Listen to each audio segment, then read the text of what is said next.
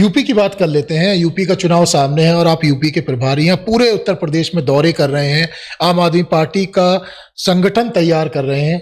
कितनी सफलता मिल रही है? कुछ मजबूती देखिए, अभी नजर आ तो रही है? हमने प्रांतीय कार्यकर्ता सम्मेलन किया जिसमें कहीं पे 2000, कहीं 2500 इस तरह के कार्यकर्ता हमारे इकट्ठा हुए। बड़ी अच्छी अच्छी मीटिंगें हुई, कार्यकर्ता सम्मेलन हुआ। उसके बाद एक एक दिन का शिविर हम लोगों ने रखा उन्हीं लोगों के साथ, तो शिविर भी अच्छे हुए। उसमें बताया गया कि कैसे अपने संगठन का निर्माण करना है, कैसे गांव गांव में जाना है, तो वो भी अच्छे ढंग से संपन्न हुआ।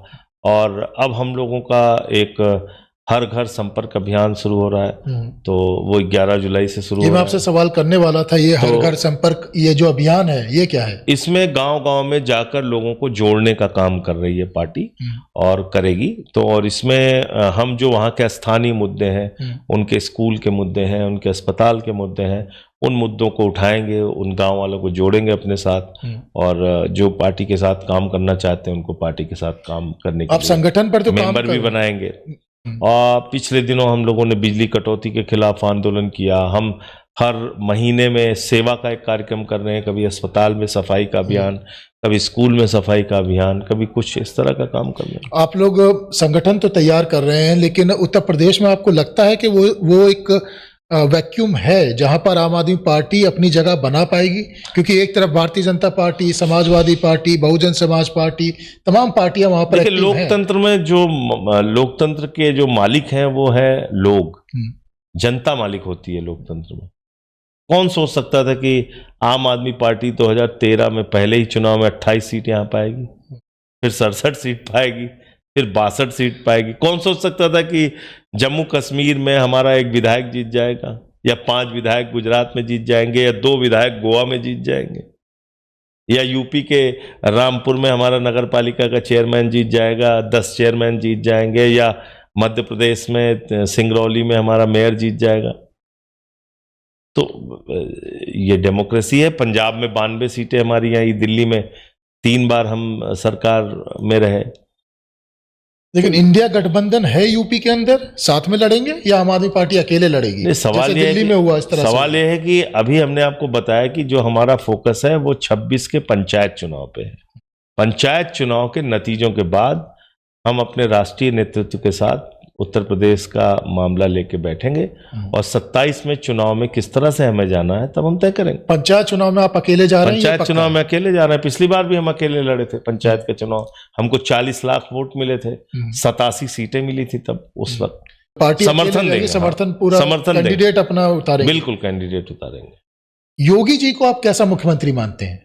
अब देखिए, सवाल यह है कि सब कुछ के बावजूद हम क्या सोचते हैं। हम ये सोचते हैं कि एक ऐसी सरकार होनी चाहिए जिसमें शिक्षा और स्वास्थ्य, 2 चीज को प्रमुखता से वरीयता देकर लोगों को उपलब्ध कराया जाए। अब उत्तर प्रदेश में 4 साल के अंदर 42 लाख बच्चों ने सरकारी स्कूल की शिक्षा छोड़ी है। कोई छोटा आंकड़ा नहीं है। 42 लाख बच्चों ने सरकारी स्कूल की शिक्षा छोड़ी है। तो शिक्षा वरीयता में नहीं है, प्राथमिकता में नहीं है। स्वास्थ्य की हालत क्या है?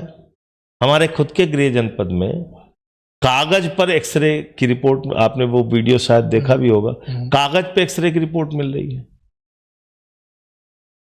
आप प्राथमिक स्वास्थ्य केंद्र आप देखिए, उसको क्या लिखा हुआ है इन्होंने, आयुष्मान आरोग्य मंदिर, नाम में लगा दिया मंदिर, और वहां पे जो वार्ड बने हैं उसकी हालत देख लीजिए, वहां जो डॉक्टर हैं उनकी हालत देख लीजिए, वहां जो एम्बुलेंस है उसकी हालत देख लीजिए।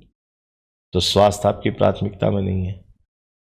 तो इन बिजली, मूलभूत आवश्यकता, बिजली, पानी, शिक्षा, स्वास्थ्य, वही नहीं ठीक है, तो फिर सिर्फ बड़ी बड़ी बातें करने से तो कुछ होता नहीं है। ये मैं सवाल इसलिए आपसे खासतौर से मैं इसलिए कह रहा हूं कि जो उत्तर प्रदेश के लोगों की जिंदगी में बदलाव आने थे, कि भाई आप रोजगार के साधन उपलब्ध कराते।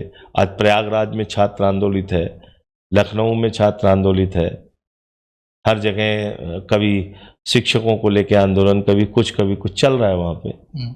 तो 8 साल 9 साल का समय कोई छोटा समय नहीं होता है, और इस दौरान अगर उनको आप रोजगार नहीं दे पाए, उनको शिक्षा नहीं दे पाए, उनको स्वास्थ्य नहीं दे पाए, तो मूल्यांकन तो इसी आधार पे होगा।